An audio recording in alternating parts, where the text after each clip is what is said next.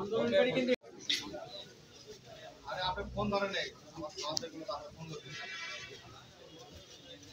আসেন তাহলে ছবি কি করবেন দেখি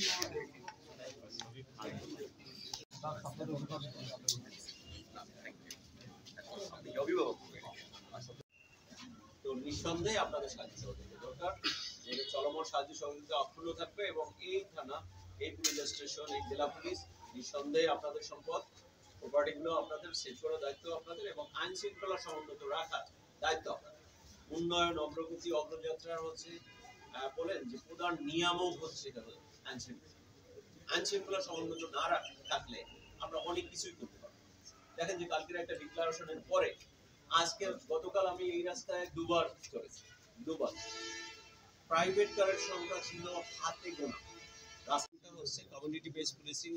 এটা এতক্ষণ যে আলাপ আলোচনা কথাবার্তা এই গাইবান্ধা জেলায় হচ্ছে 8 আমরা এরকম না যে কোনো তথ্য নিয়ে চেষ্টা করতেছি না, তবে অনেক থেকে এত তারিখ এতটার সময় এর সম্মুখে এই টাকা পয়সা দিয়েছে। এটা তো আন্দোলনের কারণে ছাত্র জনতার আন্দোলনের কারণে আমাদের সময় না থাকে জয়লাভ করেছি, এটিকে ধরে রাখার জন্য সকলেই আমরা তৎপর।